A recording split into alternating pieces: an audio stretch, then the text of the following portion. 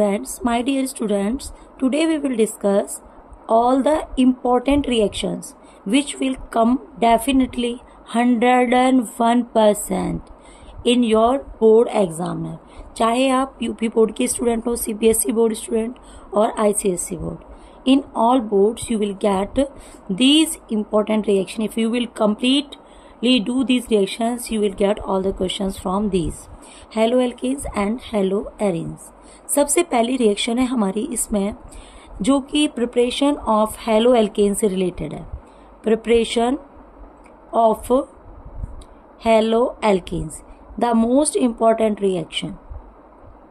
First important reaction is Hunsdiecker reaction, और कई बार कई लोग इसको हंस-डिकर भी प्रोनाउंस करते हैं, बट हुंस-डिकर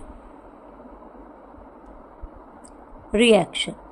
हुंस-डिकर रिएक्शन है क्या? ये इस रिएक्शन को सबसे पहले स्टडी करेंगे. तो हुंस-डिकर रिएक्शन है जिसमें जब कोई fatty acid of silver salt of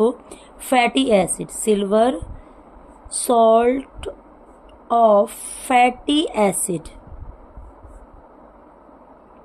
treated with bromine water in presence of carbon tetrachloride reagent.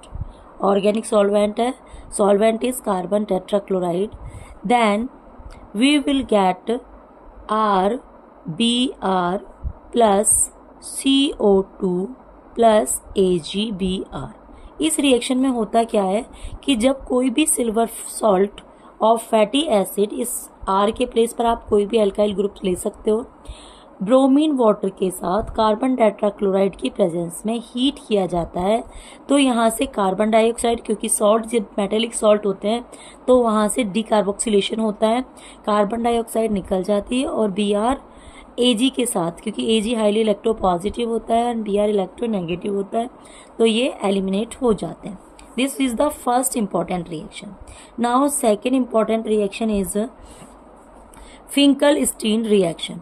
Finkel-Stein reaction क्या है? ये फिंकल-स्टीन रिएक्शन बेटा, this Finkelstein reaction is the reaction to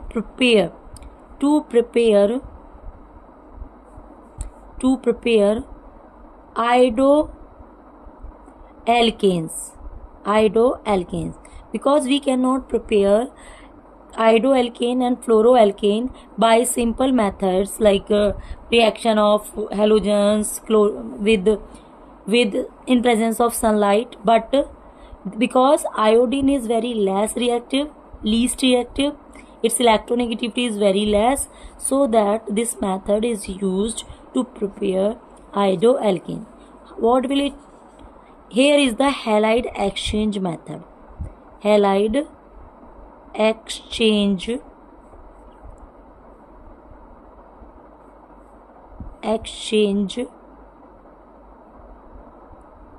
method.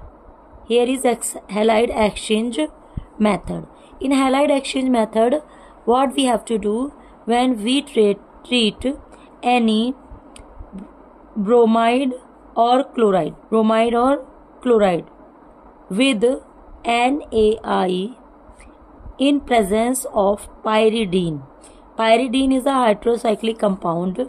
Then we will get iodoalkane plus NaBr. This is bromoalkane. When this is reacting with sodium iodide, it gives sodium iodoalkane or NaBr. You can take any example in presence of pyridine. Third important reaction is Schwarz reaction. What is this Schwarz reaction? This is used to prepare fluoroalkane, because fluoroalkane cannot be prepared by simple methods, because fluorine is highly electronegative and it can be cause explosion.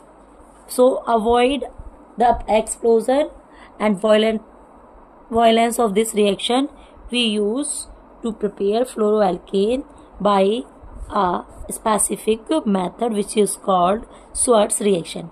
This is also a method in which reaction is going on through the halide exchange method. Halide exchange method. What method we will use in this?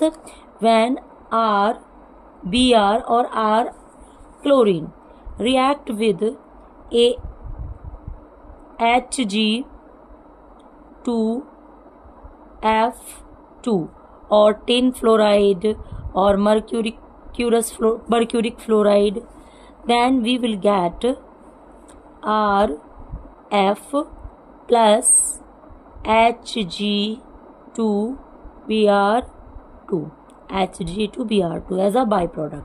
This is bromoalkane. This is fluoroalkane. Beta, I am telling you in this video only general reaction. You can take different example of these. For complete explanation, because this video will be very lengthy, so यहाँ मैं सिर्फ आपको general equations बता रही हूँ, example लेकर नहीं बता रही हूँ. आपको क्या करना होता है, जहाँ जहाँ आपका कुछ स्पेसिफिक कैरेक्टरिस्टिक नहीं है, यहाँ पे जहाँ आपका आ रहा है you can take any alkyl group. अगर किसी स्टूडेंट को प्रॉब्लम है कि एल्काइल ग्रुप क्या होता है, तो लाइक मीथेन का CH3 मिथाइल ग्रुप, इथेन का CH3CH2 is called ethyl, like CH3CH2CH2 is called propyl. Like this, all these are called alkyl groups. So in place of R you can take any alkyl group by which your reaction will be as a example. If suppose I am telling you here, prepare, here is one example for you. Prepare fluoroethane from bromoethane. So which reaction you have to use? You have to use Schwartz reaction. Schwartz reaction. Reaction is most important reaction. This is related to a rule which is called Markovnikov rule. Sometimes it is also called Markovnikov rule.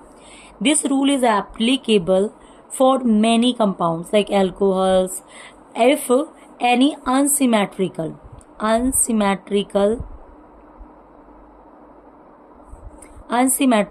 alkene is treated with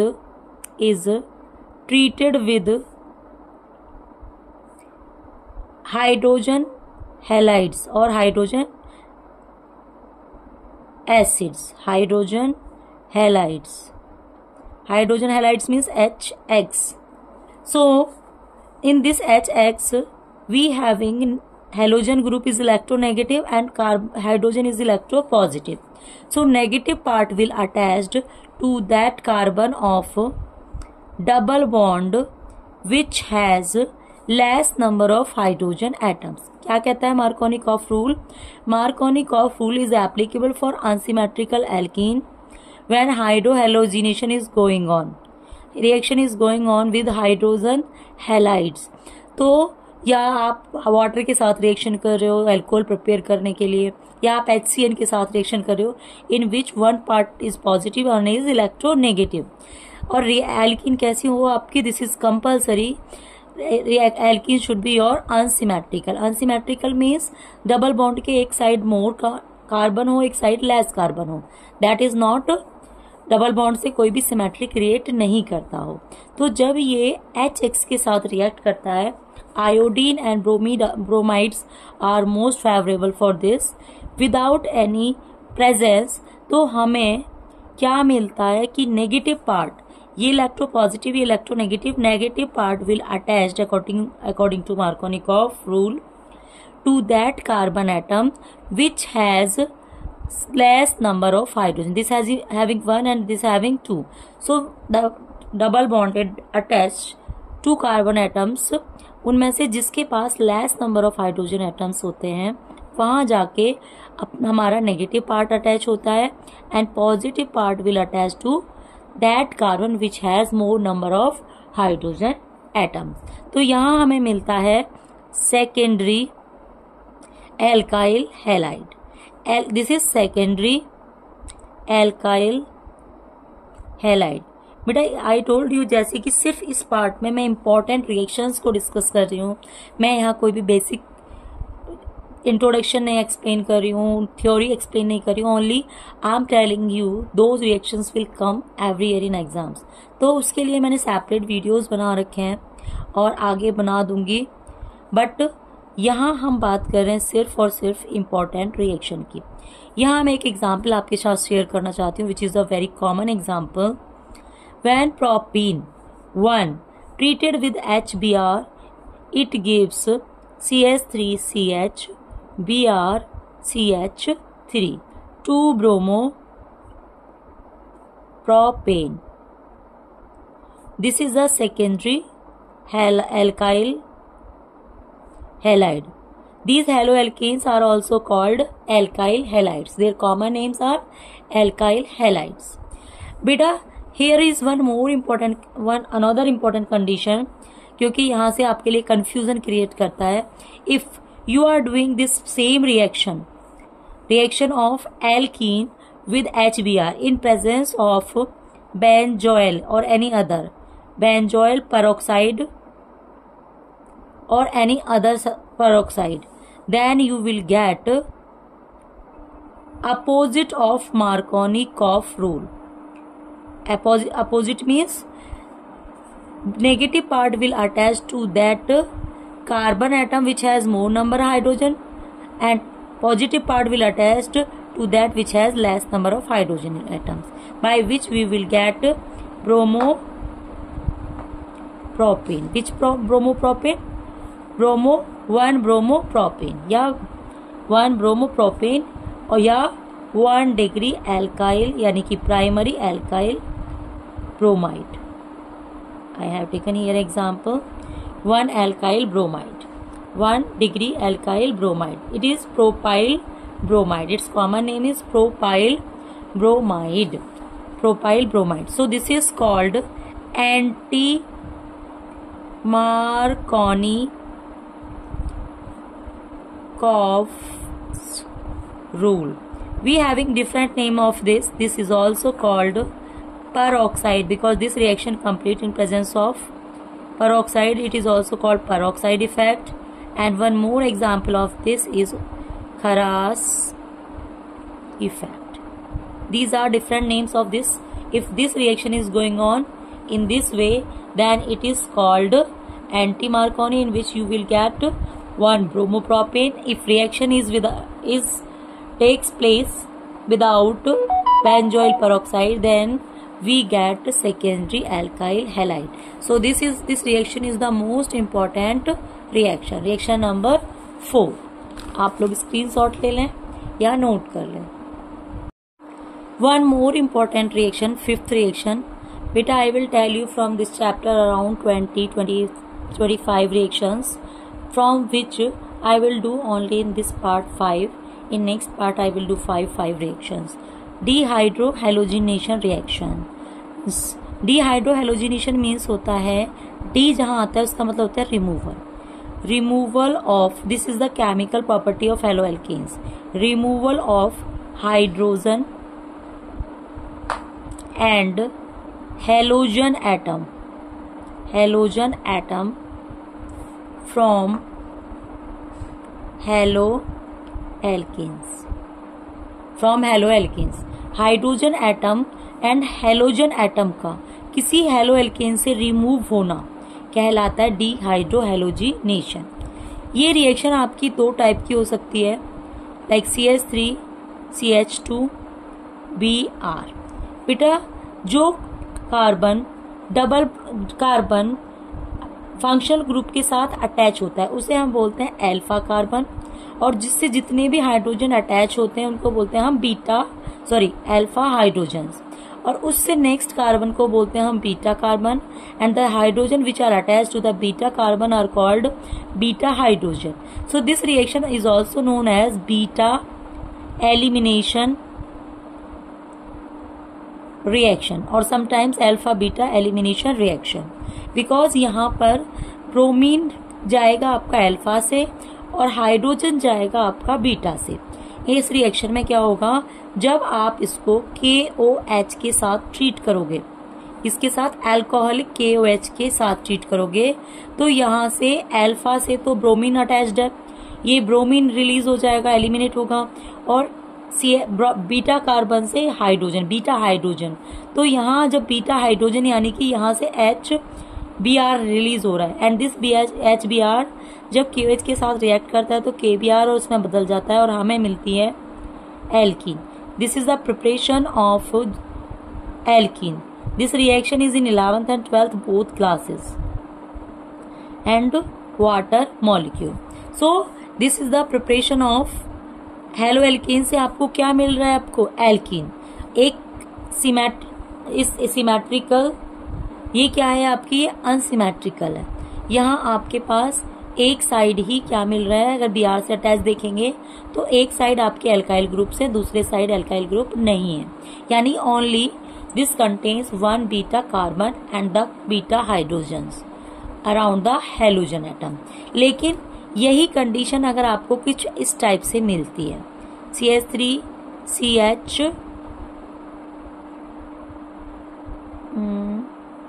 2 CH Br CH3। अब यहाँ पे क्या है बेटा, ये है 2 bromo, अगर secondary है आपके पास 2 ब्रोमो ब्यूटेन, 4 कार्बन सर है ना, 2 ब्रोमो ब्यूटेन, 1 2 3 4। ऐसी कंडीशन में क्या होता है कि हमें एक स्पेसिफिक रूल फॉलो करना होता है। इस रूल का नाम होता है बेटा Sat-Jeff's rule.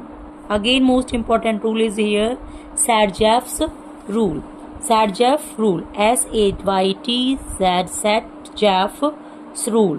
ये Sat-Jeff rule बताता है कि the haloalkanes which contains 2 beta carbons, ठीक है, तो जब डीहाइड्रोहेलोजिनेशन होगा तो जो प्रीडोमिनेंट प्रोडक्ट होगा वो बनेगा विच has more number of alkyl groups. तो हम रिएक्शन की हेल्प से इसे समझेंगे बेटा। I have taken here 2 bromo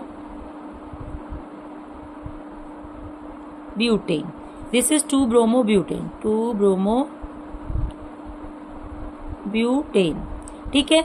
जब इस 2 ब्रोमो ब्यूटेन को हम KOH के साथ ट्रीट कर रहे हैं, अल्कोहलिक KOH के साथ ट्रीट कर रहे हैं, तो हमें देखिए एक ये अल्फा कार्बन, ये बीटा कार्बन, ये बीटा कार्बन, हमारे पास 2 पॉसिबिलिटी होती हैं। एक ये कि ये वाला HBr रिलीज हो जाए इस बीटा से हाइड्रोजन और यहाँ से, तो हमें जो प्रोडक्ट मिलेगा वो ऐसे मिलेगा, CH2 ये वाला पार्ट अनअफेक्टेड रहेगा, CH double bond CH2 but 1 ene. और दूसरी पॉसिबिलिटी क्या होगी कि ये वाला ब्रोमीन एलिमिनेट होगा with this beta carb hydrogen, तो हमारे पास पॉसिबिलिटी होगी CH3 CH double bond CH3, ये हमें मिला ब्यूट 2 इन। अब देखिए हमारे पास इस वाले कंपाउंड में सिर्फ एक साइड एल्काइल सब्स्टिट्यूट्स हैं, जबकि इस कंपाउंड में डबल बॉन्ड के दोनों साइड एल्काइल सब्स्टिट्यूट्स हैं। तो Sat-Jeff रूल कहता है on during dehydrohalogenation of the haloalkanes which contains 2 beta carbons and hydrogens, after dehydrohalogenation we will get 2 isomers, one is but 1 in, second is but 2 in like. But the dominant factor or dominant isomers will be that which has more number of alkyl halides या alkyl substitute। मतलब Sat-Jeff rule कहता है कि जब हम dehydrohalogenation कर रहे हैं ऐसे कंपाउंड का, ऐसे हेलोएल्केन्स का जिसके पास एक से ज्यादा बीटा हाइड्रोजन्स हैं, उस कंपाउंड का डिहाइड्रोहेलोजिनेशन करने पर हमारा प्रीडोमिनेंट फैक्टर यानी कि मेजर प्रोडक्ट वो होगा which having more alkyl substitute attach to the double bonded carbon, क्योंकि यहाँ पे एल्कीन का फॉर्मेशन होता है, तो एल्कीन से जितने ज्यादा एल्काइल ग्रुप अटैच्ड होंगे वही कहलाएगा हमारा major product and this is called minor product. ये लेस क्वांटिटी में बनेगा 1 ब्यूटीन क्योंकि इसके पास सिर्फ 1 एल्काइल सब्स्टिट्यूट है, जबकि ये मेन मेजर क्वांटिटी में बनेगा because it has more number of alkyl substitute. So this is the Sarjaf rule and example of dehydrohalogenation haloalkanes which having 2 beta hydrogens and 2 beta carbon atoms. Clear for all of you? इसकी definition, इसका short note भी आप लोगों से पूछा जाता है, specially in UP board. Definition short Saytzeff rule पे शॉर्ट नोट लिखने के लिए आता है, डीहाइड्रोहैलोजिनेशन पे शॉर्ट नोट, मार्कोनिकॉफ रूल पर शॉर्ट नोट लिखने के लिए आता है। और सीबीएसई बोर्ड और आईसीएससी बोर्ड में आपको रिएक्शन कंप्लीशन में ये स्टेप बाय स्टेप यूज होता है, प्लस कन्वर्जन्स में यूज होता है। So all these 5 reaction which I have discussed today are very important beta. Don't go with writing and cut all these things cutting, but learn these equation from here or from your book. These are very important reaction for you and for your examination. For next 5 reactions, then again 5 reactions we will come again. If you want notification, then just click the bell icon. Thank you.